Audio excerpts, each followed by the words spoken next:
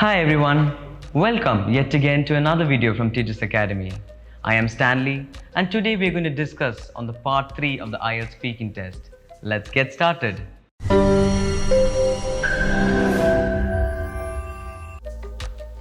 In the previous videos, we discussed on the part 1 and part 2, but today we're going to discuss on the part 3, which I would like to call the discussion. Now, this is the last part of your IELTS speaking test and it takes up to 4 to 5 minutes.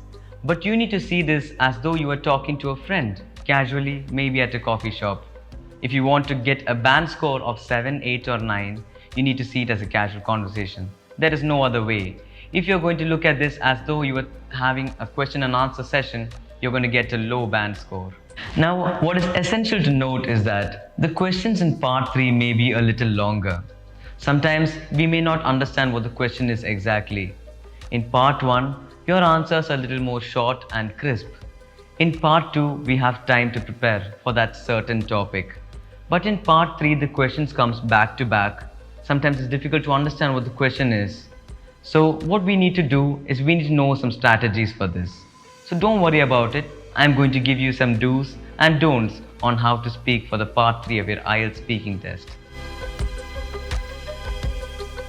Now here are some of the things that you need to remember during the part 3 of your IELTS speaking test. Your answers need to be relevant. Now what you need to remember is to stick to the topic. You may be asked a certain question and here you may be asked to give a certain opinion. There is no right answer or wrong answer. You may have your opinion and I may have my own opinion. It doesn't really matter what your answer is. Your response just needs to satisfy that question. Secondly, you need to give more informed, interesting and appropriate answers. Now, what do I mean by informed? You need to make sure that you understand the question. In case you don't understand the question, just ask, "Sorry, I beg your pardon. Can you please repeat that question once again?" There is no negative marking for this. Make sure you understand the question. And sound interested. Use intonations like, "Well, that is an interesting topic. There are many," so on and so forth. This would make your answer more interesting and appropriate. Lastly, what I would like to tell you is that you need to give more extended and long answers. You may have your own opinions about certain topics. Let's say that the examiner has asked you, which one do you find more significant, ancient history or modern history? You can answer by saying, "I feel that modern history is much more important than ancient history and we need to learn that more."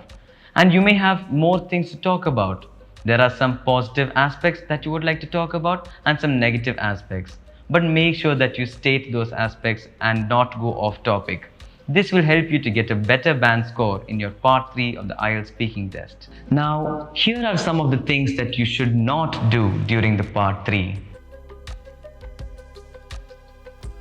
Don't memorize your answers. The examiner will easily understand if you're giving a cramped answer. Try not to memorize the answer, just let it go with the flow. Secondly, don't worry about your accent. You may have an Indian accent and so do I. Many people have different accents. There is Indian accent, American accent, British accent. It doesn't really matter.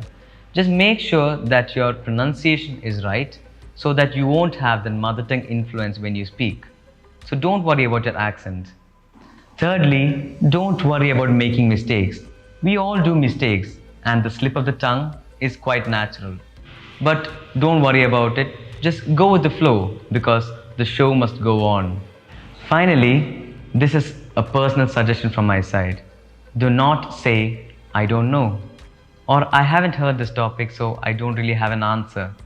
This is a very bad way of speaking. This will give you a bad impression from the examiner's point of view. Just say something like, "Well, I haven't thought of this topic before, but if I were to give an opinion," so on and so forth. Just make it simple, just make it relevant. Now today we discussed about the part 3 of the IELTS speaking and I gave you a few tips on something that you should do and something to remember not to do. So I hope that you remember all of this. That's it for today, guys. I wish you all the best. Now, if you follow these tips and tricks, you will surely pass with flying colors. Thank you and see you in the next video.